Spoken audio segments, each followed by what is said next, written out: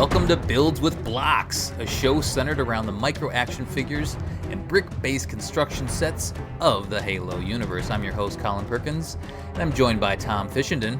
There won't be a home if we don't stop the banished. And Matt Salvatore. No, you don't get to tell me what to do. How are we doing, guys? Guys, the Pelican is no longer inbound. It is here. Woohoo! And we're ecstatic to talk about the opportunity, to have the opportunity to discuss the flagship set from the first wave of the Halo Infinite sets from Mega Construx. A huge thank you to the Mega Construx team for providing free samples to all three of us so that we can bring you our reviews, our analysis of this beautiful beast.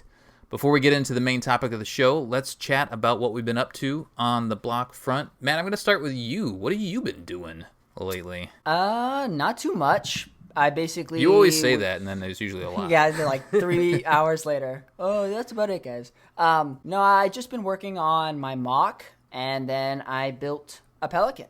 So that's what I've been doing on the blog front. Tell me about this mock. What is this thing? It is the new and improved Halo Infinite mock. So I did an original one where I had one of the plateaus with an AA turret. This time I made it bigger, and I've added several plateaus, another AA gun, and a bunch of the new Infinite figures. So it was actually really fun to just kind of see these figures in something that looked like the new Halo ring. So it just makes me so much more excited to play the game and feel that kind of open world aspect. So hopefully I'll be able to do a lot more stop motions with that. It's my 10-year Mega Construct set for new stop motion. So hopefully I can get some out there.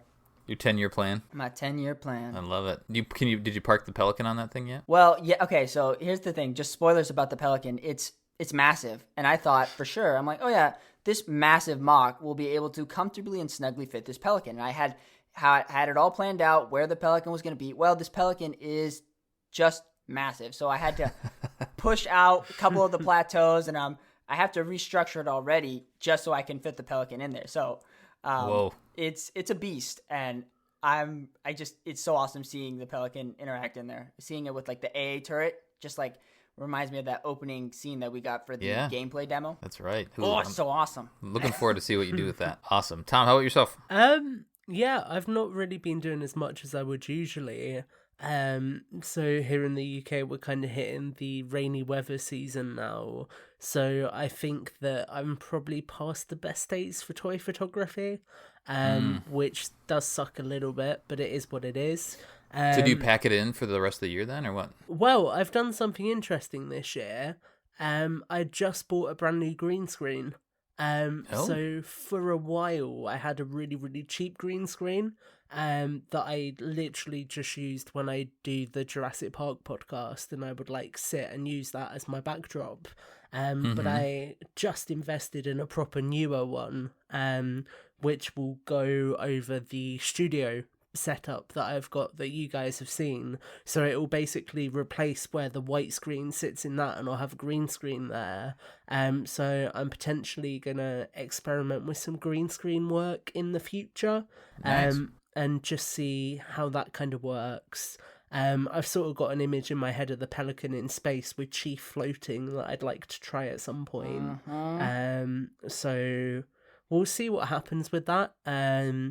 Obviously, it's a lot less practical, in my opinion, shooting with a green screen. I would always rather do something like practically outdoors, so maybe it won't be for me, but we'll just have to see how it goes.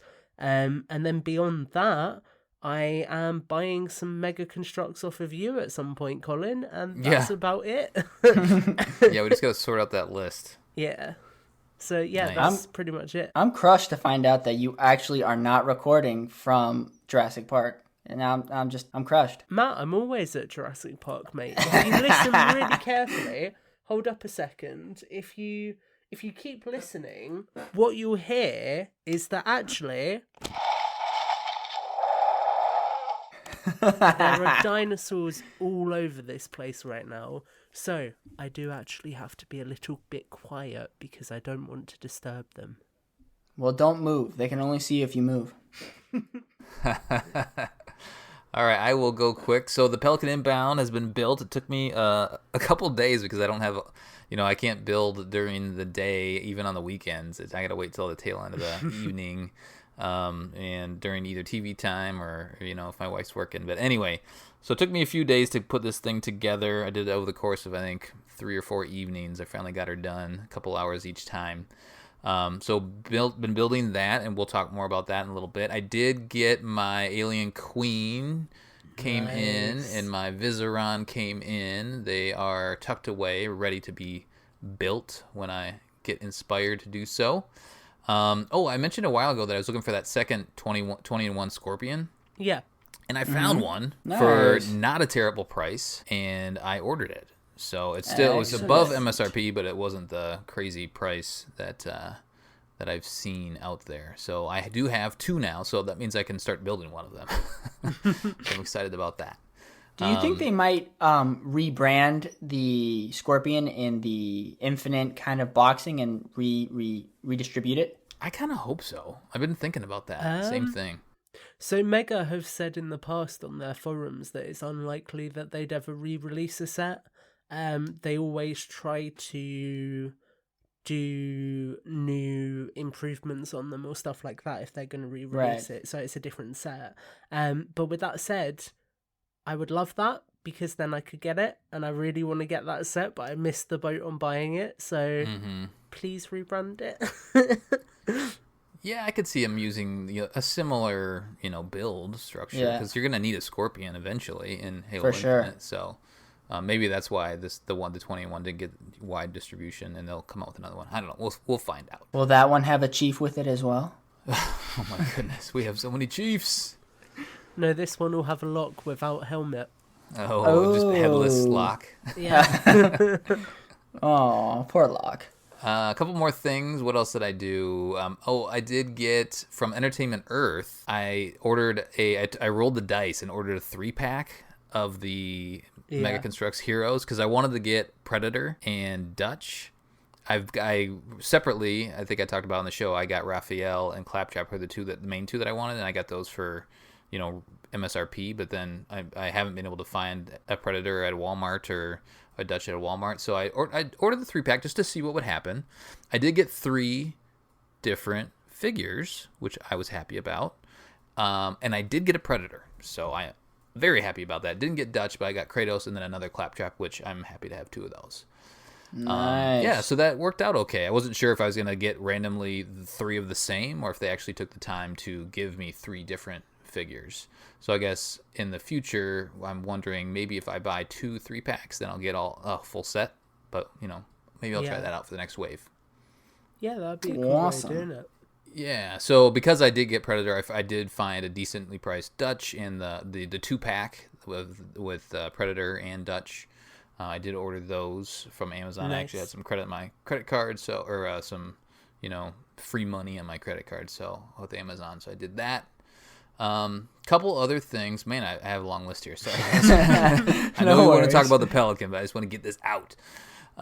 So I'll go 2 more things, and I'll go back to Halo. So I ordered the Masters of the Universe, a box of the Series 5. So it's got Fisto and Stinkor in there. Those are the 2 new figures. Yeah. It's got the other ones included our new paint jobs, I think, on the other figures. I did get a new a Game of Thrones. I pre-ordered the Game of Thrones ship as a part of that same order. Those are both from Entertainment Earth, so hopefully I get those not too far down the road. What's happening with the castle set out there at the moment? Have you had a chance to pre-order that anywhere? I didn't. It looked like it was not until November, so I'm waiting on that. That's an awesome looking set. Yeah. I think that'll be a great addition too. And then the final thing I just want to mention back to Halo is I did the Master Chief helmets have finally hit targets, so they are out there. And by the time of this recording, hopefully most of you have it at the time. I built it last night.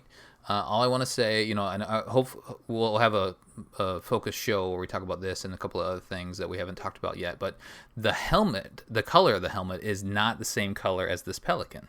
Oh, whoa. Or the same. No. It's a little different color, which is kind of weird.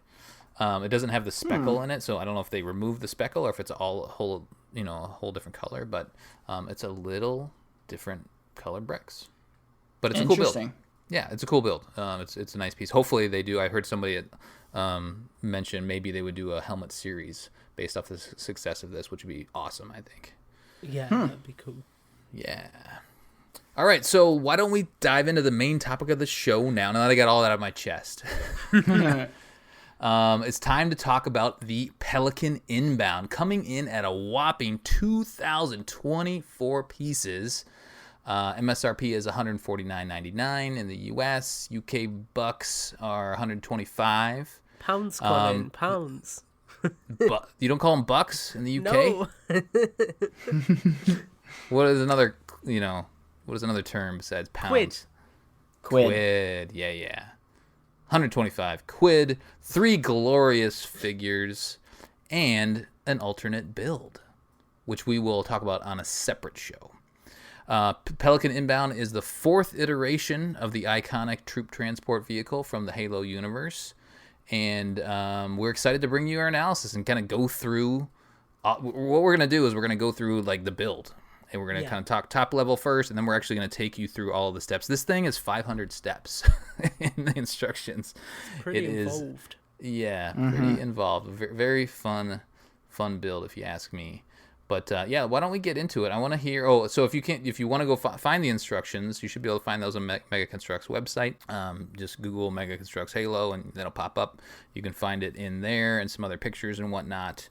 By the time this is posted, there'll be reviews from us out there, unboxing, all that sort of fun stuff. So hopefully you've enjoyed that, and this will be your chance to kind of, soak in all the additional info that we've gathered for you guys. Put this one on while you're building your own Pelican.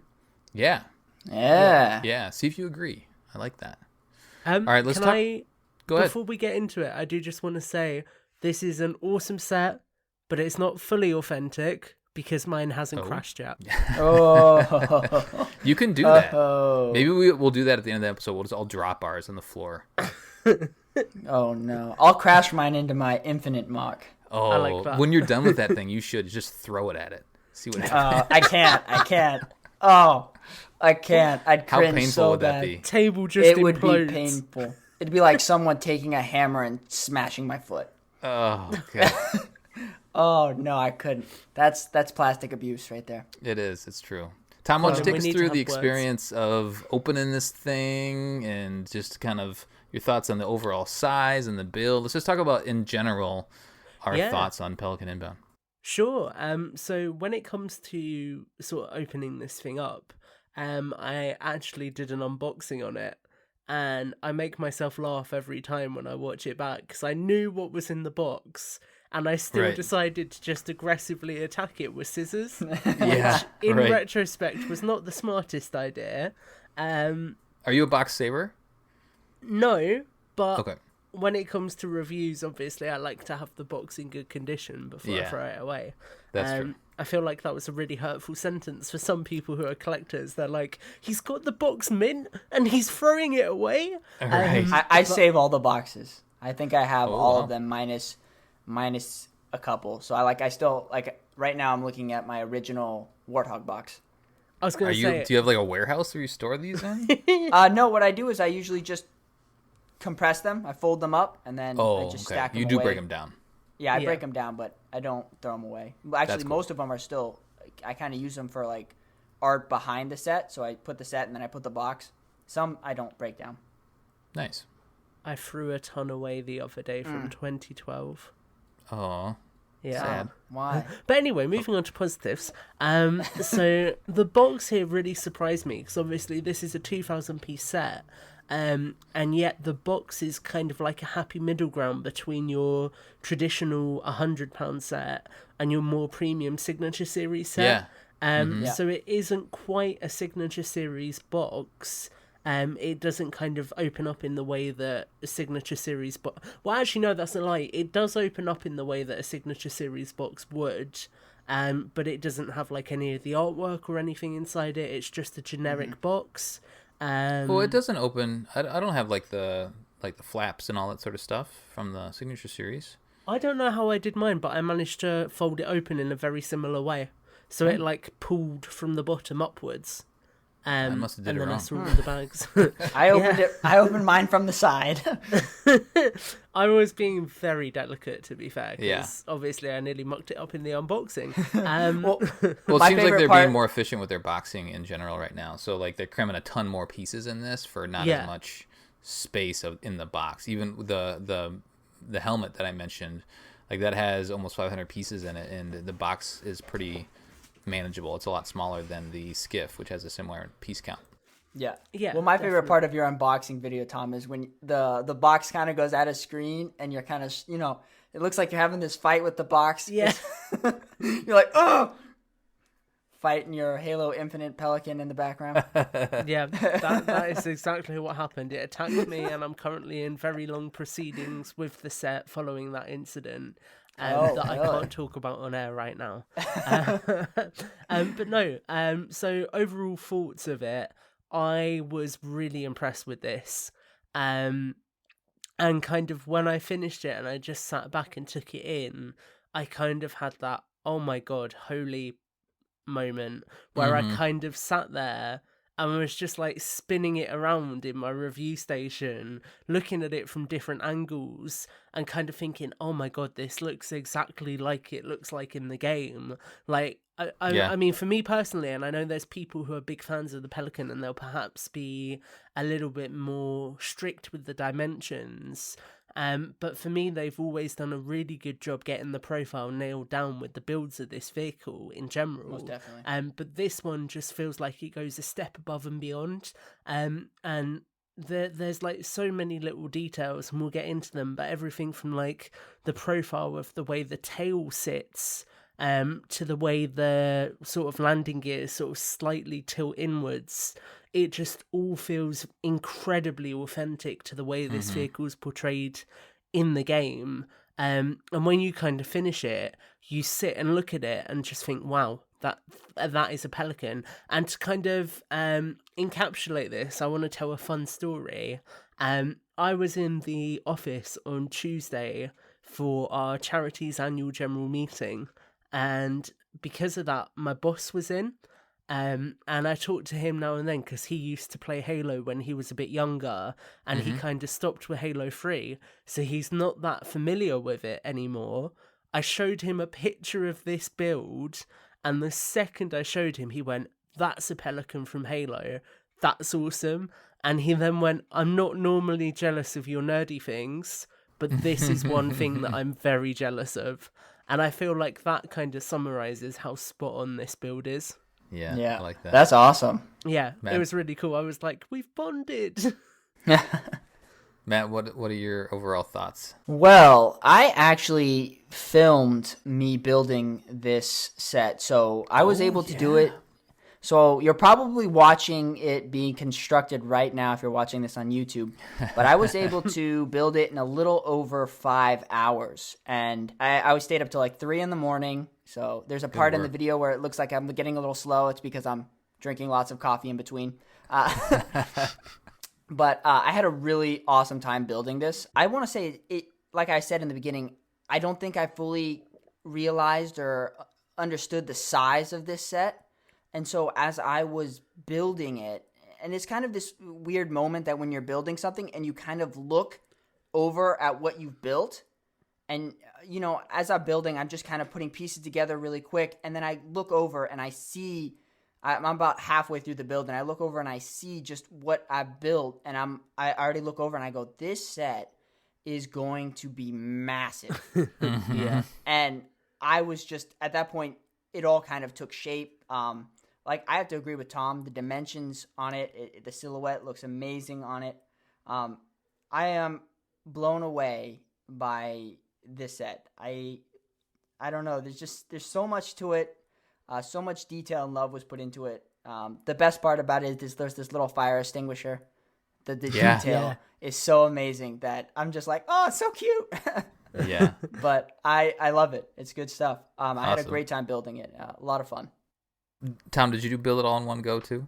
I built it over a night and a morning. So I built until about 11 o'clock the night before. I then went to bed, woke up at 5 a.m. to Zoom some American friends, finished my Zoom session with them at about 7:30 in the morning, and just sat and built until about 1:00 lunchtime. Nice. Yeah. Very good. So yeah, my thoughts, echo what you guys have to say, and we'll get into all the details, but very happy with this. Oh, the other thing that I wanted to mention is that each of us right now, as we're recording, we all have one of the other Pelicans with us. So by my side, I have the NMPD Pelican to provide some comparison. And Matt has the OG Pelican. And then Tom has the gunship from Halo 4. So as conversation comes up, we can kind of be the points of contact and comparison for each version. And that's one thing that I guess where I wanted to take my overall thoughts is because I've built 2 Pelicans within the last month now. And the size, it's funny because the Signature Series, the NMPD Pelican, the set is like 17,000 pieces, but a big chunk of that is for the landing pad in the building. And so I would say, just looking at the two together, there's not obviously there's not as many pieces in the NMPD. I'm trying to figure out like what's the percentage. Is the other Pelican 50% bigger? Like it kind of feels like that because it's beefier. Like the chest on this thing is huge. But as we'll get into it, the interior is smaller, so it's weird when you have them both here and you kind of are messing around with the play features and whatnot. Well, it's interesting how the build differs, even though the other one the new one is so much bigger. I would say the interior differs proportionately than the others. There's a portion of the interior of this Infinite Pelican that I would say is much bigger than any Pelican we've ever had. We'll get into it. Okay. I was about to say the exact same, Matt. Yeah. I was going to say, I kind of like how this now retrospectively makes the police Pelican smaller, because I know it's not in the lore, but I kind of like the idea that maybe the police are using a less efficient version of the Pelican, because obviously it's like an older version that's been mothballed, and then you've got this Chad version of the Pelican, which is the version that the UNSC are using. Yeah, I like that. The other thing that about the build is there's the detailing on both the interior and the exterior was a lot of fun to put together and see how that slowly unfolded, especially as you're doing the exterior, to see, okay, I like this, how they keep certain spots smooth, but they leave studs exposed elsewhere where you don't necessarily need that additional detail and whatnot. So there's the printed pieces are pretty fantastic, and the use of the UNSC and the logo itself. Other printed pieces like on the very under the wings, again we'll talk about it more, but are they missile shooters on the wings, like the printed pieces? Archer missile pods. Yeah. So Archers and the other are thing, the ones that the Spirit fires. Archers are from the Spirit. The other thing to notice is that there are quite a few pieces left over. After the build, so you can still do some either additional customization if you want, if you don't have this color, or you have spare parts for whatever reason. But they do give you quite a few leftover parts. And I know that from watching Brickman's alternate build review is that structure, that base. It almost looks like it uses half of the pieces. So this base, this set alone, if you just want a whole lot of pieces, grab this set. You're gonna get a lot of good and fun and useful pieces. Well, as a traditional builder, whenever I know there's always sets that have a little extra pieces, but when I saw the pieces at the end of this, I immediately started flipping through the book, and I'm like, okay, did I forget anything major? Because I'm like, I forgot a wing. Right, yeah. You almost have enough to build another one. There's I know, quite a I'm few like, pieces. Oh no, I messed up. I'm actually sitting now and seeing if I can put something together with all these spare parts while we're recording the show. I like it. You fiddle with that, and then at the end we'll take a picture of it. Exactly, we'll put it on the show. There we go. It's going to be some like mini Pelican. It's going to be awesome. All right, let's get into the figures themselves. Since Tom is concentrating on something else, Matt, why don't you start with the figures? Just take us through your thoughts of. I mean, we finally have the pilot. Like it was fun to, because we've been recording the show since this set was revealed, and we discovered that they're gonna give us the pilot. We still don't have a name for the pilot, but like, remember when we saw like his rolled up sleeves in the picture and whatnot? Like, all that had been revealed over the course of this past year. So it's been fun to finally have the pilot in our hands, and we have the chief, and now we have the banished hunter, the hunter in banished colors. So Matt, take us through these things. Well, right now you are going to be watching a hunter assemble. So I did a quick little stop motion of the hunter assembling for the first time. So I just put it out of the bag and I assembled it.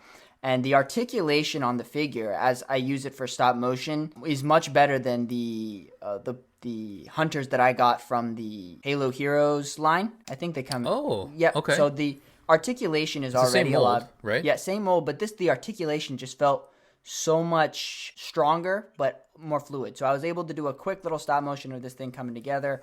I love this hunter design, but I love the colors on it so much more. Nice little hints of red, not too much. Yeah. But I would say just the right amount. It is kind of neat to see a hunter's arm, the cannon arm, with the red crystals instead of the green. So that's kind of interesting. I can't wait to see that in game. What does this like scary red hunter look like when it's bearing down on you? Yeah. So real quick, is this the fourth version of this mold that we've gotten? The fourth color?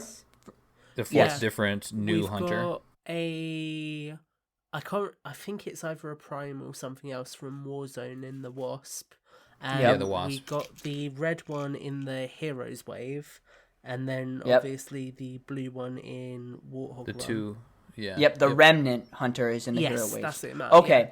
So I misspoke because I meant the hunters in the Warthog run. I haven't opened my Remnant hunter. So when I said this one has better articulation, it has better articulation than the hunters in the Warthog run. Gotcha. Okay. Okay. Pilot's awesome. I think that's kind of neat that, again, we're tying into this being able to have the helmet and not have a helmet. It's really kind of neat. I love that his sleeves are rolled up. And I think Tom pointed out to me that Brickman 117 was able to flip I don't know his suspenders. Yeah. Yep. So that looks awesome. So shout out to Brickman for doing that. So that's kind of neat. I haven't tried it personally, but that's just a little detail that I think that's kind of cool, that you can take off his flight gear suit and put the suspenders up. And, of Did course you guys notice the tear under his eye because he misses home? Oh. Oh. How big are you? I'm so big. Oh, jeez. And then we get another chief. So this chief, it has obviously with all of them, and the cool thing is that we're not just getting the same paint variation chief.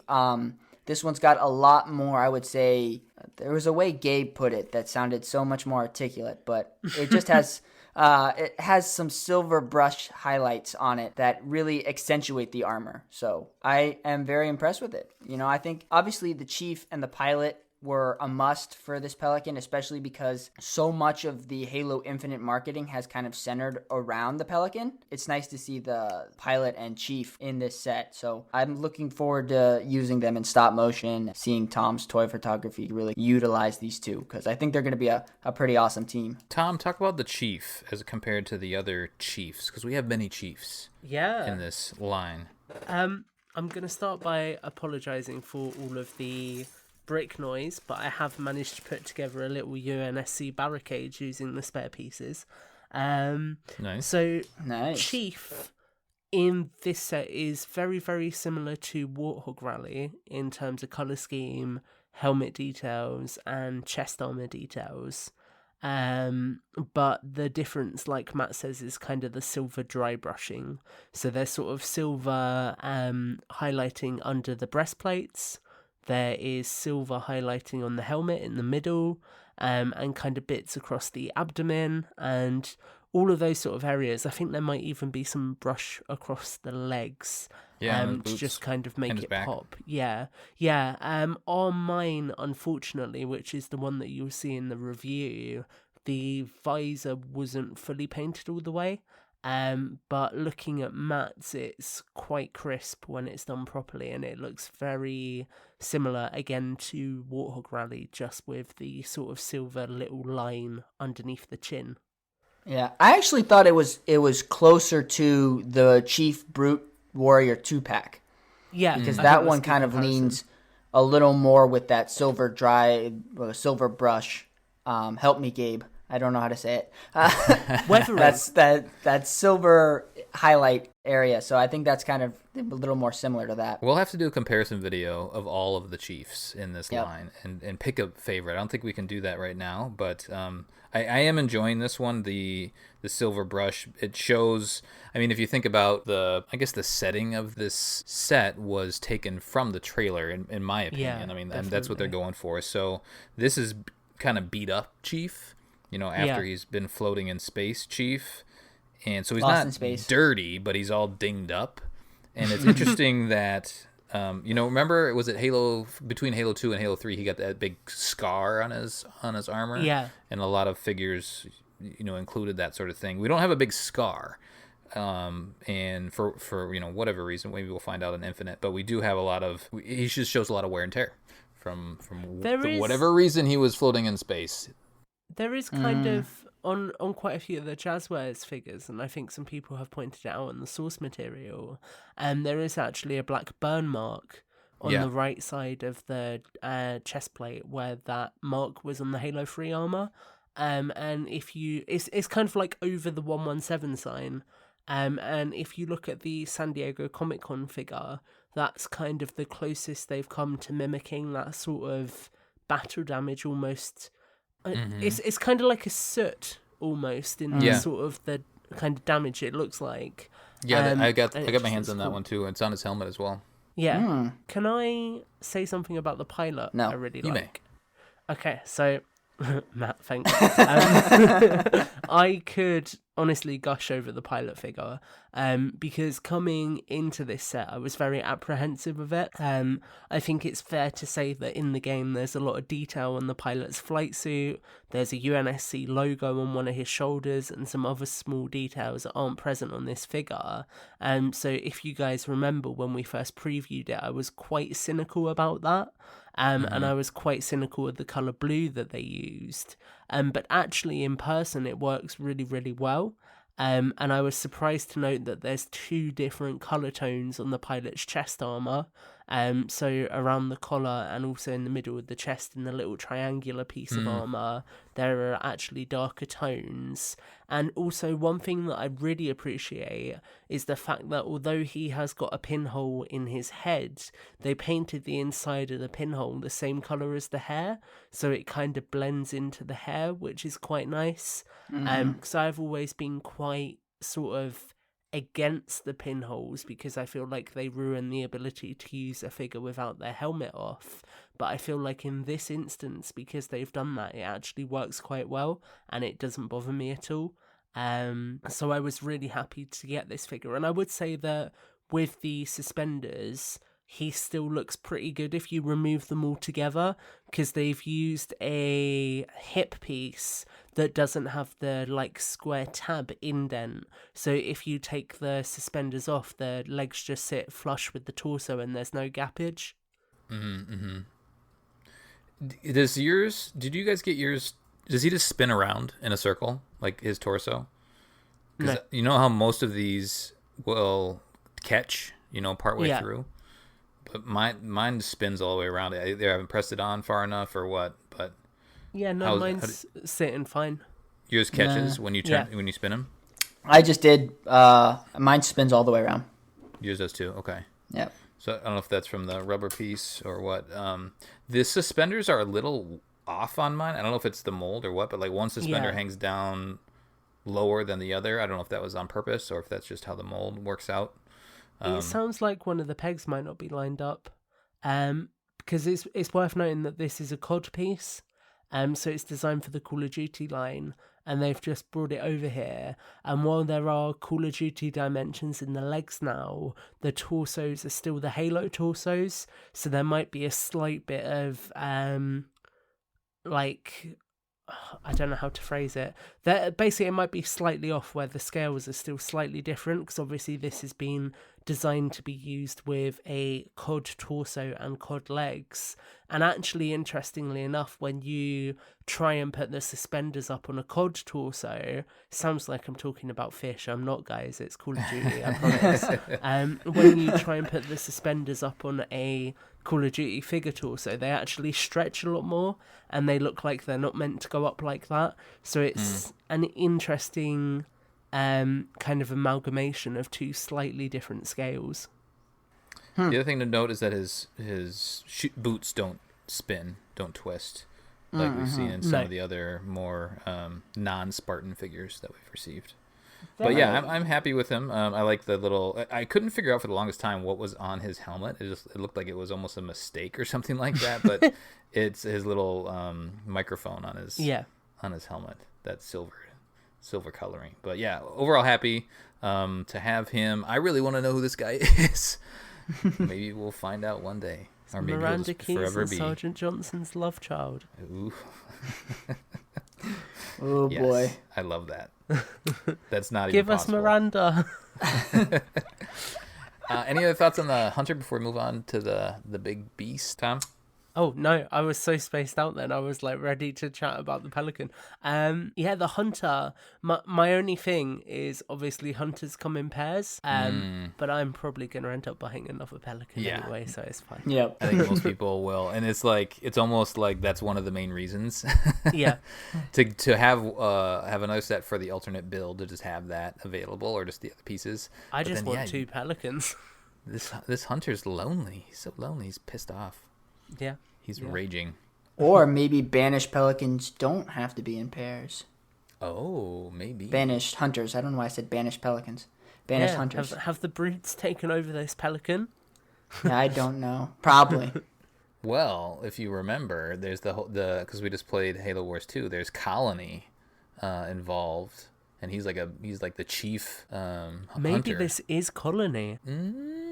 Maybe. I don't think so, but possibly. We'll find out. Well, that's what I'm going with. Yeah. Let's talk about the... I'm just going to let that breathe for a little bit. Oh, boy. All right, let's talk about the build. You start with the cockpit. So really the build itself is done in, was it 4 different sections? Yeah. Where you start with the cockpit itself, and then you move down to the body. You build the body in 2 sections because it opens up, and we'll talk about that feature when we get there. And then lastly, you do the wings and the thrusters in the back. So let's talk about the cockpit. What, Matt, how did you feel about how this thing came together? This is probably my favorite part of the new Pelican, is just how spacious the cockpit really is. Yeah. I love that you're able. Okay, this is the best thing about this Pelican, is that it connects the bay to the cockpit, and you actually don't have a wall there, so you can actually look through the back of the Pelican and see through the cockpit screen, and that's awesome because there's that part in Halo Reach where Carter is dying and he throws his helmet down, and it's got that kind of angle to it, where you can kind of just see him in the cockpit. So I love that. Mm-hmm. There's a gap between it, and then sides come down on the Pelican. So there's a pretty sizable gap in between the main portion of it and the cockpit. So if you took that piece off, you guys follow me? Oh, if you yeah. took that piece on off, the side of the canopy? On the side of the canopy, there's a pretty spacious gap that's just held together, that's just covered up by... I guess like some slanting pieces. Mm-hmm. So I was a little intrigued by that. I actually think it gives it a bulkier shape, which is nice. So it doesn't feel like it's cramming the cockpit. So most of the tilt work of the build is shifted outside, so it's not cramping the cockpit, which gives it this very spacious cockpit. So I'm impressed with it. Lots of curves and angles that I think kind of add to the Pelican look. Tom, what did you think about the landing gear? Oh, that was a swerve and a half from what I thought you were going to say. In terms of the landing gear, I was really impressed with how it sits inside the body. Yeah, me too.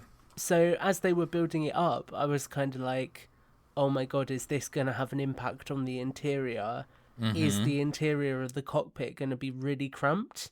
But it was actually really clever because the whole mechanism for it is underneath the cockpit, and they actually build it up so it's thick enough underneath to store the wheels away without causing any problems. Yeah. And I just felt that was so cool. And you actually cover that compartment up. Yeah, you do, which is cool. You press, I think it's like 2 4x8 pieces over the top in black. And 2 6x6. Yeah. And you literally just like slot them across it, don't you? Yeah. I was so happy when you could cover that part up. Same. Yeah. I was just like, yeah, then this helps to make this look a lot more aesthetically pleasing. I do just want to say off the back of what Matt was saying about it looking a lot bulkier, I've been trying to place where this Pelican sits in Halo for me, because with that bulkier look, it really looks like something to me. And I figured out while you were talking, Matt, that this Pelican looks like it's pulled straight out of the is it the cutscene at the end of Outskirts in Halo 2? Where Johnson drops the Pelican in as Chief steps out the Scarab. It looks exactly like how the Pelican looks in that blur cut scene. That's Metropolis. Level. I know it was one of the Oscars. two.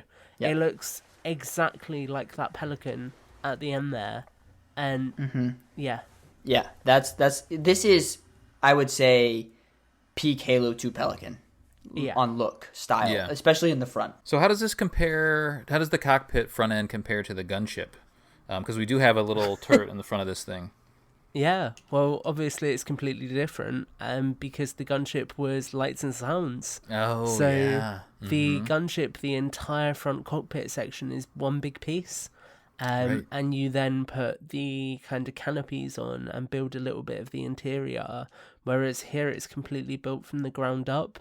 And I do just want to say, to echo what Matt was saying earlier, this is the part where we all thought there was a lot more space in it than we expected, because it's actually pretty deep, and you kind of get 4 studs across, pretty deep space all the way through to the troop bay, like Matt said. And what that means is you can really get that scene from the newest trailer, or the story demo even, for Infinite, where you kind of have the Chief like walking up behind the pilot and then leaning on the chair and like looking over him, which I thought was really cool. The only thing I'll say in terms of this that was a little bit weird to me is the positioning of the screens. They're like really low down in the little corridor. Well, keep in mind that Chief is supposed to be like 7 feet tall, so maybe that's part of the consideration. But yeah, it's nice to have those screens in there.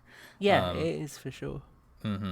Yeah, that just adds to the overall detail level. But they do some interesting things with the angles that Matt was describing, on how they use hinges and whatnot to give you that feel of a kind of a slowly curved body from the front. What do you think of the canopy, Matt?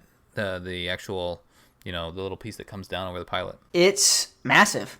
I'm just it's a new opening. piece. Yeah, brand new. Looks excellent. It's just looking, and I have the OG Pelican here with me, and just comparing the two, it's night and day. The canopy for the original Pelican is so narrow, and like I said, every other Pelican now feels cramped, and this one in the cockpit, you mean? Yeah, exactly. Yeah. From the where they sit, it just feels so cramped. Here, you could actually fit a second chair, Pelican pilot seat behind this one, and it wouldn't even look like you were cramming it in there, and look like you'd have more room to spare. So the canopy, I love that the canopy broadens out in the front. So in the back, it's a little narrower, so it can fit in between the slanting pieces on its sides. And then as you like run your hands, you can feel it kind of come out just a slight bit, so that when you look at it directly, the bulkier part of the bottom fills out where the slanting comes out. I have no idea if you guys followed that, but it looks awesome to me. So it's interesting because there is room in the NMPD cockpit to fit a second figure. I'm forgetting on the gunship, Tom. Can you put another one in, Yeah, you can. there? The Okay. Yeah, there's gunship two cockpits. in-game, yeah, it's designed to be like a hind, where it's a pilot and then a gunner behind it. Okay. It is tight, though, in Yeah. the NMPD version. Technically, you can squeeze a second figure into the OG Pelican, technically. Yeah, they left space for it, but there's it's not not a like seat? an official space. If you put a seat, then you wouldn't be able to fit the figure because the figure would then be too tall. It's basically like okay. a 3-block gap, Colin. Yeah, I gotcha. Yeah. I tried so many times to modify it just a bit to fit a second seat comfortably in there, but in so doing, you've compromised the integrity of the canopy in the cockpit. Yeah. I did want to say, I thought it was really cool that while building this, I felt a little bit like Brickman 117, because obviously when he did the Ultimate Pelican, he built the cockpit first. So when I was kind of sat there with just this cockpit sitting in front of me, detached from the rest of the Pelican, I was like, yeah, this feels like a good build. Nice. Like, I like this. Let's see what I can do with the back of this thing. Yeah. Yeah. Of note, before we move on to the next section, you do use some temporary pieces here and there throughout the build, but on this front part, you do use some temporary pieces that are removed. But the set is actually held up by some clear bricks, and you need those for it to actually sit. There's some landing gear, which we'll talk about here in this next section, that I guess in Mega Construx universe should be able to hold the weight of the back of the set, but it can't. It needs those clear temporary pieces underneath it. Well, I guess I haven't tried. I haven't removed them. I did. That was the first thing that I did because I asked Brickman about that, and it can support the weight. Oh, without I a doubt. That. Okay. Yeah, I gotcha. No, without a doubt. It's. I left the clear pieces there just because I don't want to put I don't want to leave the constant strain on it. But it can. So that was super impressive to see that the landing gear actually worked as a landing gear. Nice. That's good to know. I guess they must have built it that way because let's get into the back end of the ship. So you build it in two parts. The left first, the right second. I'm not sure which one was first, but they mirror each other and then they come together because this back end is used as a display. And I'm curious your thoughts how this came together, Tom. When you their approach to building this, I thought was a little unique. It makes sense that you would build one half and then the other half, and you can kind of see, I see they're going to use these, these holes, and then eventually you put a rod in to allow it to open up. Talk about this next section. Yeah, so it's quite cool because, like you say, you basically build the exterior and the interior of both sides. So the way it works, you have the cockpit, and then the cockpit has got some significant sort of bay space behind it that's covered in grates, and those grates are there to create smooth ground that both sides can go over the top of without catching at all. When you build up both sides, you kind of... I think it's at this point that actually you put the landing gears on as well, isn't it, while you're building up the sides? Yep. Yeah, landing gears are part of this. Yeah, and there's a mechanism, which I didn't know was there. Yeah, there is. Yeah. So I only knew about this because of Brickman's video, actually. But it's like a mechanism that basically spring locks them in place. Yeah. So there's 3 different positions that you can hit from the inside, and each one will lock them in place. And I'll be honest with you, when I watched the review originally, I didn't like this at all. I thought it was far too intrusive in the troop bay, and I thought that it ate up a lot of space. But actually, when you get it in hand, it really does sit quite flush with the wall, and there's maybe a stud total extrusion, which isn't awful. So I think it's actually a lot more streamlined in the build than I anticipated. But with that said, the builds are pretty similar, I would say. The only thing that's really different is the interiors. One side's got like a seat and a console that's got a graphic achieve on, and the other side's got a weapons rack. Like Matt said, it's got the fire extinguisher. There's something else on that side that I'm forgetting.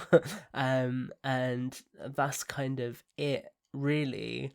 because obviously the exterior builds are the same. But it's cool. You kind of, as you're putting this together, and I'm going to apologize if I'm rambling because it's getting late here. But as you put it together, it kind of you sort of begin to get this idea that this is a lot bigger than you anticipated. And I remember I sat there, and at that point, so the way my studio works, my gunship is up on the tip top of one of my shelving units, so I can see it wherever I am in my room. And I kind of remember putting one of the back ends on, the left hand side, which is the one that you build first. And then I looked over at the gunship and was like, holy crap, this is already bigger than that, and I've barely even built it yet. Yeah. So I feel like this is where you really start to get the idea, actually, this is a step up from the previous Pelicans. I think it was kind of interesting being able to, traditionally Pelicans, when you build the back, you build it together, but it was kind of neat to build one half and then the other half. And I think this design feature of it being able to split open is probably what will set this Pelican apart from the others to come, before it. So it looks traditionally like a Pelican, but I love this kind of new feature that what if you could just open it up just to really get in there? Because one of my complaints of past Pelicans is you really can't do anything inside of them because it's just, you put your hand in there and you filled up the whole area. Mm-hmm. I think a big thing that I was saying to you guys as well when I built it as well is this really opens up the possibility for using a Pelican for photos, because now you've got something that, yes, it can be the interior of a Pelican, but it could also be the interior of a frigate, it could be the interior of a vulture, and actually it, like, looking at the way that the interior mechanisms are assembled, it would be very easy to pull out things like the chair and put something like a computer console in there. So I think that they kind of present the interior to you as it is in the game. Obviously in the trailer, especially the Discover Hope trailer, it really is meant to mimic that kind of moment where the pilot finds Chief and brings him in. But I feel like you could easily pull it apart and put other features in here. And something I do want to say is actually in the review that you'll hopefully have seen at this point, I do mention the idea of them maybe doing an expansion pack for this set that could change the interior to be a troop bay, but you could do something else with that as well. You could change it and put more cargo in there. So I think there really is a lot of space to play with in this area, which is really cool. Something to note, though, this new Pelican probably has, when it's not opened, the narrowest bay. Yeah. So compared to previous Pelicans, like I said, you could fit your hand. Well, I mean, if you have a pretty small, like I can't fit my hand in any of the original Pelicans, but this one is much narrower, so you wouldn't be able to. It's longer but narrower, so it's definitely giving to that more idea that they want you to open this up. But that's interesting because the troop bay, like from the outside, the shoulders of this thing are wider than the other Pelicans, so there's more detail in it, and it is it looks like it would have more space from the outside, but the way that it was built, the way that it was designed, it actually is narrower. So if you want to put figures in there when it's closed, you kind of probably just have to drop them in, transport them, and then fish them out with your fingers. I kind of don't mind that though, because I mean, from like a set piece standpoint, so what I did when I first finished building it, I grabbed a bunch of my Clash on the Ring Marines, and I was like, oh, I want to set it up as if they're piling out the back like the Silent Cartographer. And I think that when you have figures lined up with the side of this thing, it just looks huge, but in the right way. Like, you get the sense that this is this massive transport that could easily be offloading loads of troops. And I think that from a toy photographer's perspective especially, that really excites me, because when we get a weekend of better weather, I'm so excited to take it out and just like simulate some photos of loads of troops disembarking from the back of this thing. Yeah. What'd you guys think of the ramp? The ramp's just the ramp. I feel like it's a little bit of an afterthought in this set. It's got a weird angle to it. Yeah, so that's what I'm I not was sure thinking. if that's just to kind of tuck it up there, if they didn't want to add any additional mechanism or a joint there. But Yeah, Looks kind of it's more like a slide. Yeah. fine. You could probably, if you wanted to do photography, I would probably replace that with something that's not quite as steep. Yeah. More like a Darth Vader ramp. I was thinking of maybe like connecting it up. So the way I would have done it is use the clip and like, is it bracket or like peg system? Basically the way that like the hatch is attached. I would have maybe done something similar where you can like fold it up and down. But I have done a test and you can't fit a straight ramp that's the same length into that space. So I think it has been done to just fit it into the profile of the build. Yeah, that makes sense. What do you think of the I guess you call it the hatch? It opens on the other side of the NMPD Pelican. Yeah. So it opens the opposite way. Is it the same for the gunship? Gunship opens the way the NMPD Pelican does as well. Okay. What about the dropship? And the OG Pelican opens up the same way. As the Infinite Pelican. So they open up from the back. Oh, okay, interesting. So you pull it forward. Yeah. This is cool because compared to the original, it's one major hatch. This one actually has a hinge in between. I don't know why that hinge is there, to be honest with you. It's because there's a little bit of an angle. I think it is. Get that. It is to give it that angle, which is nice. Yep. That It's kinda gentle neat. curve from the top. Mm-hmm. Just so much. Just like stuff like that make it feel like you could probably hear me opening and closing this hatch in the background. Right. Just little stuff like that, just to give it that edge, makes it so much nicer. Yeah, and we didn't mention it, to open it up, you have to. It's a little bit of a process. Which you can see in our review video. Yeah, so Tom goes through it. So you have to open up the hatch, and you have to remove a piece in the very back, and then I think there's a couple other steps that you do to crack it open. You have to open up. You have to take off the two side. I guess I don't want to say engines, but they're like like air intakes. They're air like intakes, engine covers, yeah. Yep. And you also have to rotate the wings to like a 90-degree angle. Yeah. Which, speaking of those engine covers, though, that you had to take off, they are awesome, and they definitely have a way better way of making the wing feel more connected to the rest of the build. Well, you don't have to take them off. You just have to rotate them up. Oh, okay. All right. Yeah. I've been taking them off this whole time. Yeah. No, you just fold them up, and then I found it was really see. cool, and it's quite intuitive. If you fold it up, I don't know if you noticed this, Colin, but the little bit that's on the other side of them just automatically folds itself up as well with that motion, which I thought was pretty cool. Yeah, it's pretty slick how it does that. Yeah. Yeah, then and when you put it back down, you just kind of put it down with your finger. So yeah, they do all that in the for to help it make it shape. Like I said, it was the slope of this thing. You can tell that opening this Pelican up was not an afterthought. This was the idea from the beginning. Was they built everything with the was, idea of doing that? Yeah. Any other thoughts before we move on? No. All right, let's go on to the wings. Yeah. Matt, take us through these wings. How do they compare to the original? I want to say, and I think Tom mentioned this earlier, is the wings feel like the closest part in build similarity to the original. There's obviously a lot more angles, and it's a way more polished build. But the overall structural design, very similar to the OG. Obviously, it's much more polished here, but you can tell that they kept and they built off of the elements that worked, which is kind of nice to see. So I wouldn't say too much is different from the wings, other than I love that you have I think you mentioned them earlier, the missile pods. That's really nice to see. And that also kind of reminds me of the Halo 2 Outskirts Metropolis missions, is the Pelicans with these missile pods. You do get some lights, just a lot of nice little details. I'm just going to really quickly flip it over just so I can see the bottom of it.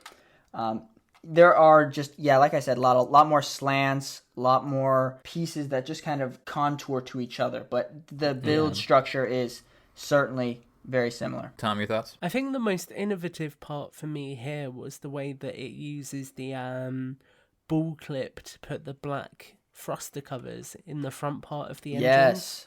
I thought that was a really cool way of like angling something to fit into a very specific slot, which I thought was really nice. That's probably the major difference. Yeah, definitely. I mean, I'm trying to like turn and look at them without turning away from my mic, because I know that people have noticed that in the past. But I like how there's like little details like the simulated grey box exhausts on the bottom of the wings as well. Look really cool. And I just like, I know I come back to it, but when I think of this build in my head, I just think of Halo 2, I think of Blur cinematics, and everything about this is so spot on to that. And it's almost mind numbing. I can't quite get my head around how spot on this is to that, if that makes sense. And like even talking about it now and reviewing it and stuff like that, I still look at it and I'm just taken back by how spot on all of these proportions feel to how it looks in game. Especially with the wings. And I think that the main thing for me is kind of how they've got that gradual, it's kind of like an angle, but basically in universe, the wings of the Pelican, it looks very bulky in the middle, the wings are bulky at the start, and then they gradually fade out. And that is spot on here with how it looks, where you've got those big thrusters and it then slowly fades out. I just think it's another example of where they kind of went back to the drawing board and went, okay, how can we get this looking better? And I think the thing that surprises me is the fact that this doesn't use that many specialised pieces. Because when you look at the gunship, all of the vents on that were specialised pieces for it. So the fact that they've managed to make something that feels just as authentic, if not more authentic, using mainly parts from their existing catalogue is really impressive in my opinion. Well said. Yeah, I won't go on about the wings anymore. I think they're very well done. The back thrusters feel similar to my NMPD Pelican. Oh, I guess the little mention is that it doesn't have, I'm not going to use the right term, but these little flaps on the wings. Yeah. The NMPD has those. I think the original does too. It does. You're right. And then also on the back thrusters. So those don't exist on the Pelican Inbound set for whatever reason. I guess I don't know if that they're not in the trailer or they just decided not to add that detail. Not necessary in my mind. It's a cool little feature from the NMPD Pelican and the others, but not present here. But they do rotate fully. It's the way that they rotate, the same pieces are used, and so they do have. It does have that nice firm clicking sound as you rotate it. Yeah. Nice. Yeah, so we really do happy sound with effects now. Really happy with how those came together, and I thought the build was good. It wasn't too tedious. It was interesting, right? As you're, especially the back thrusters, like, oh, I see how they're doing this. Oh, okay, all right, and you kind of twisting the build around and building upside down for a little bit and on the side. So I thought that was cool how it came together. And I like doing that last, how the whole build is front, and then eventually you finally get into the back, and then you're done, and you can finally stare at it in admiration. One thing I do want to mention that lends itself a little bit more to the idea that they could do an expansion pack for this. This particular Pelican doesn't have the ability to pick up vehicles, but they leave that space where the mechanism would be on the model very, very exposed.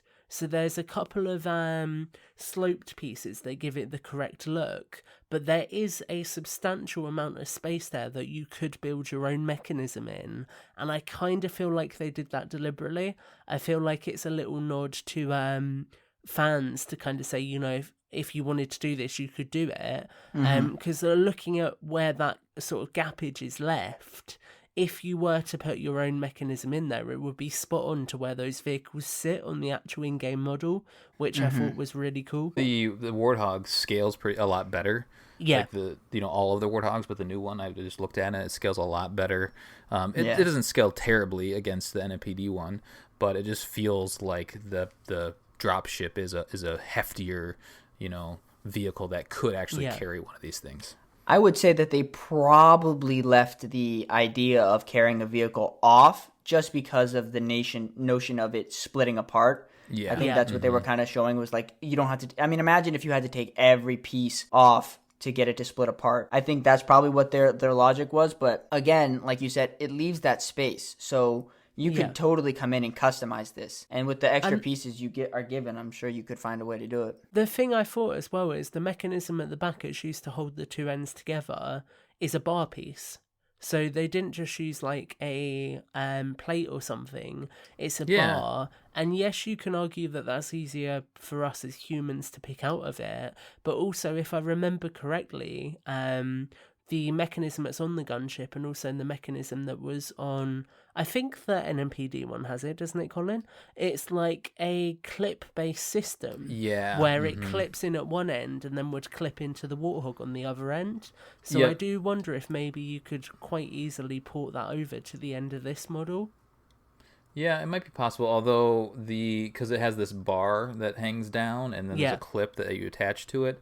The clip that I have, it doesn't like snap on to the little bar. I don't know if it's because it's an older set, and by the time I got put it together, it just, I don't know, got bigger or something. But anyway, it doesn't work as intended. I think it was supposed to snap on there, but it's loose. So yeah, I was disappointed by that from the NMPD build. But yeah, I think you could easily customize this thing to hang a Pelican, and these are supposed to be, in universe, supposed to hang a Scorpion as well. Yeah. So you've got more reason to build it now. Right, exactly. I want to see how that matches up. Did we mention, back to the interior and the fact that you can open it up, did we mention that you can suspend Chief? That's like that little part that sticks out. You build that whole thing from the beginning, the cockpit, and you during that part of the build, you actually build the little mechanism that suspends him, and it took me until the two sides from the troop bay came together. It's like, oh, okay, now I know what that thing is. I thought it was like some other fancy thing that they were gonna use, some mechanism that we were gonna get to play with. But no, it's a cool little feature. So again, just highlighting the fact that they were really leaning on that trailer to model this thing after. Did you even get a box? So you can make the pilot do the thing where he's like standing on it to try and get to the pipes. Oh yeah, good point. Yeah, I didn't even think about that. I like that. Cool. Well, what else do we have to say about this thing? We've covered a lot. Anything that we missed? I guess I do want to cover frustrations, because we kind of sprinkled them a little bit here and there. So I think the biggest one for me is the size of the troop A is small, and the fact that you don't get it doesn't come with it a way to hang a Warthog on it. The other thing that, Tom, I know you mentioned, is that the canopy doesn't go quite all the way down for whatever reason. It tends to kind of pop up a little bit. Any other downsides in your book, Tom? I'm gonna flip it with an upside though, quickly. Imagine how good this would look with the Halo 3 weapon pods attached to the end of it, where that gap is. That would work really well. That's neat. Yeah, I might try that. Oh my god, put me on the spot here. My brain is not working. No, not really. I mean, that must mean it's mostly good. Yeah, I mean, I'll gush about it a little bit when we give our final thoughts, but I feel like the only other real thing that stood out to me was the ramp and that really awkward angle it's at. Because I tried to put so I play with my toys, guys. I'm just gonna say it. And I was messing around with it after I built it. Yeah. And I, again, with those Clash at the Ring Marines, I was trying to get them like loading up. So I put one dude trying to walk up the ramp, and he ended up having to like crawl up it on all fours because it was so steep. So I think that's really my only real problem with it, apart from the cockpit. And like you say, with the troop bay as well. But I think that, in my opinion, if they were to do say for example a UNSC building box 2, they could easily make some of the alternate builds in that stuff that goes into the Pelican to change it a little bit if they wanted to. And I'm not saying that it needs to, because I think it's a really solid build as it is, but I think there is the scope there for them to do more with it if they decided they wanted to. Yeah. Any other downsides, Matt, worth mentioning? The only thing I would probably address is if you look at the troop bay build, and when the walls open up, it takes a segment of the floor with it, and underneath it is another floor. Yeah. With the same grates. In my opinion, it would have been better if they had just removed the parts that went with the wall, so that the floor is the floor. So the second floor would have been the floor. So say you put a figure in this troop bay and you go, oh, I want to open it up. Well, then you have to take that figure out from that floor because it's a floor of the wall.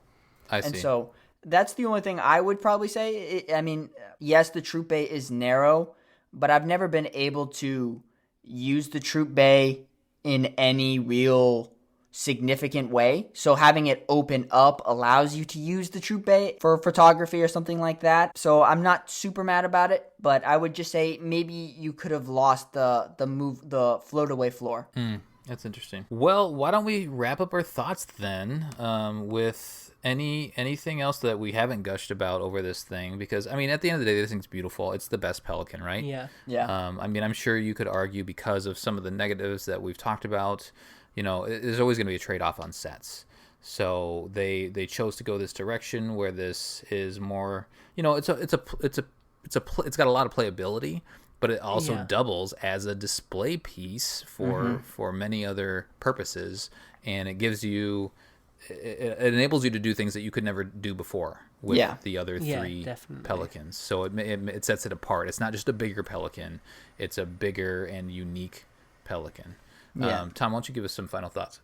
Yeah.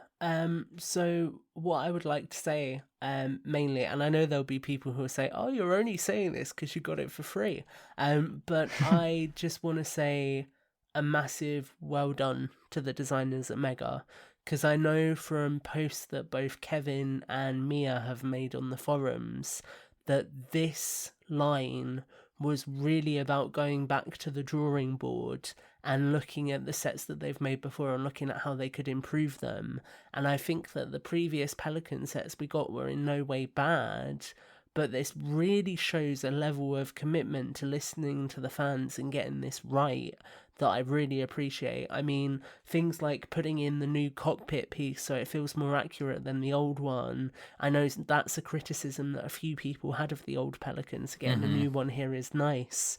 The fact that they fixed the floppy landing gears and found a way to make it so they locked in place is awesome. Having a wheel that can actually be stowed away is really, really cool. So it really feels like when they talk about going back to the drawing board and finding ways to reimagine sets in ways that do them justice, this is the perfect example of that. And I still cannot get my head around the fact that this looks the way it does. It genuinely is one of the few sets I've got in maybe 10 years of collecting at this point, where I genuinely look at it and think, do you know what? I don't actually know if they could do this any better in the future. Like, I genuinely look at this and I can't see the way that they could improve upon it anymore. And I'm sure there are ways, and I'm sure they'll find them, because they always do. But I think for me, this is kind of like, you've taken something and you've made something special here.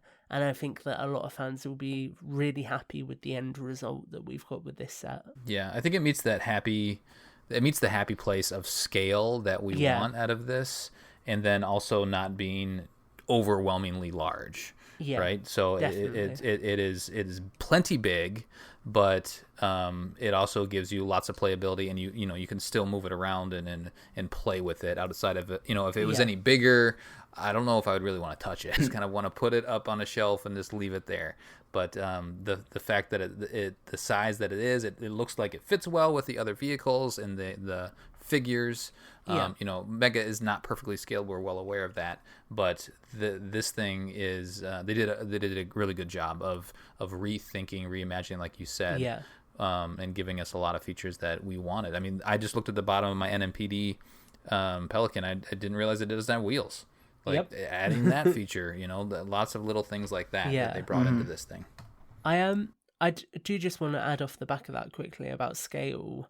I am so grateful that they decided to bite a bullet with this one, because I genuinely feel like 2,000 pieces for £125, that is a ridiculous bargain. And I sat and I was talking to my dad about this, and I was like, I don't understand how they have made the economics for this set work. Like, it should not be that price, but it is.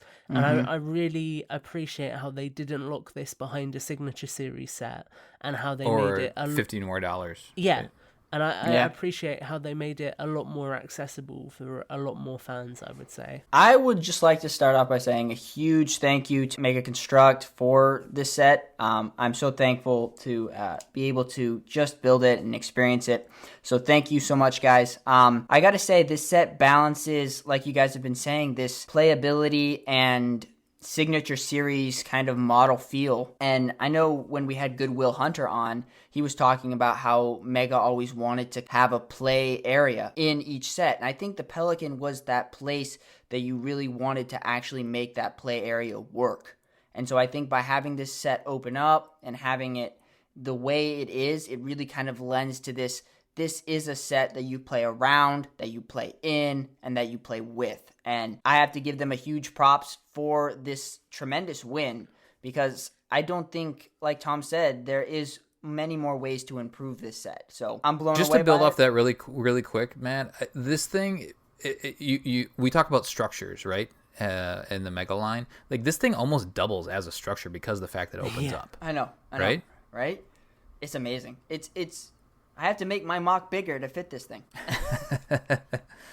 Absolutely. It's a mountain. It's very good. Yeah, so we're all happy. Of course, yeah, huge thanks to Mega Construx for providing these to us so that we could, provide our thoughts and reviews and all that sort of fun stuff. Hopefully you all are able to get your hands on one or two of these things, because that hunter needs a buddy, right? Or four. And enjoy these in your display pieces, or just play with them with your kids, or play with them, with yourself. It's a fantastic set. I want to wrap up with what we've covered, because we've covered a lot of this wave so far, and we have what we still haven't touched, just because we haven't had access to it yet. They're still trickling out are the UNSC Spartan armor packs. The UNSC Marine Gear Pack. There's a Mercenary Combat Unit and a UNSC Combat Unit. So those 4 kind of troop builders that have been announced, we haven't found yet. I found the helmet that's out there. By the time you hear this, you hopefully have the helmet as well. I have a blind bag set that we just haven't talked about because Tom or Matt need to find them as well, so we can have a conversation about those. And then we also want to bring you the alternate builds at some point. Talk about that the 2 and the 2 and 1, how we think they did designing those as well. So and you still get this Brits Force on all the other sets as well. Right, when you get them eventually, right? Yeah, I will be gushing about all of them. Yep. So I won't run down through everything that we've gotten, because there's a lot in this wave. Like, this is a big wave of sets, and we haven't had that in a long time, because we haven't had a game in a long time, and we have to wait a little bit longer. But it's on the horizon. We can see it. We can taste it. It'll be here soon enough. Anything else you guys want to chat about? I did post a community question, so I just want to check to make sure we covered off on that stuff in Discord.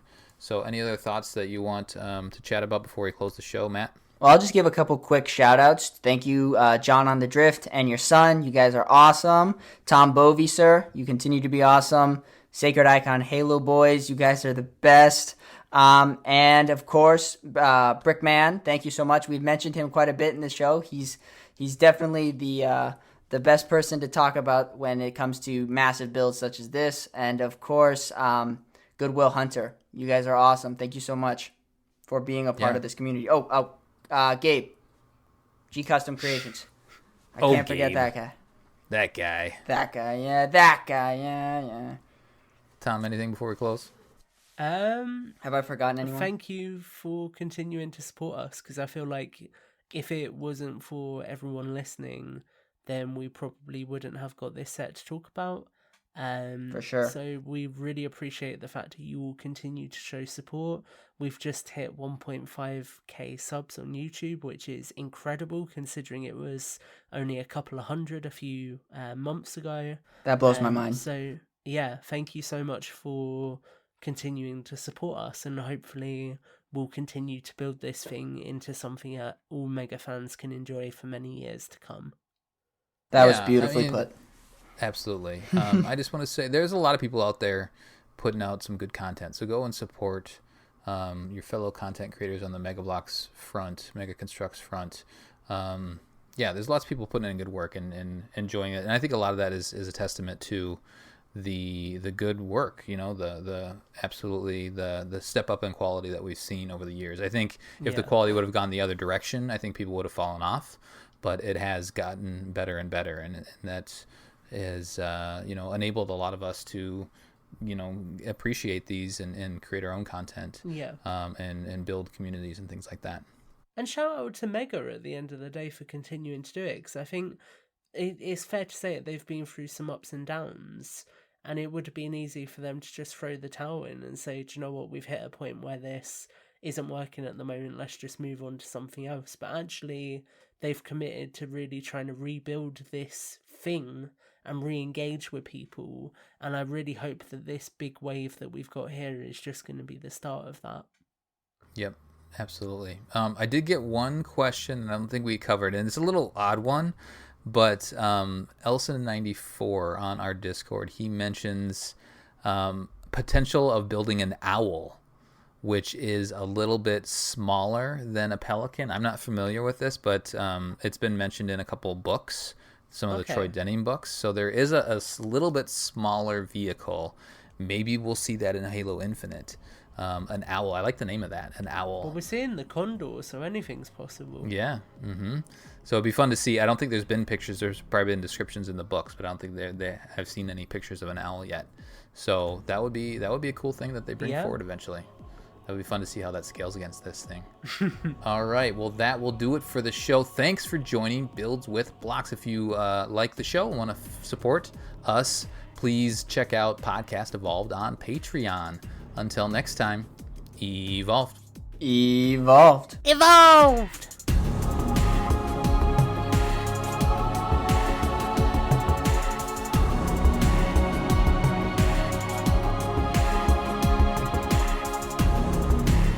Well, I'll say the reason why Chief is floating in space is because 343, Guilty Spark, pushes him out of a ship as he's saying, "Danger, danger, Master Chief," and that's why Chief is lost in space. I like it.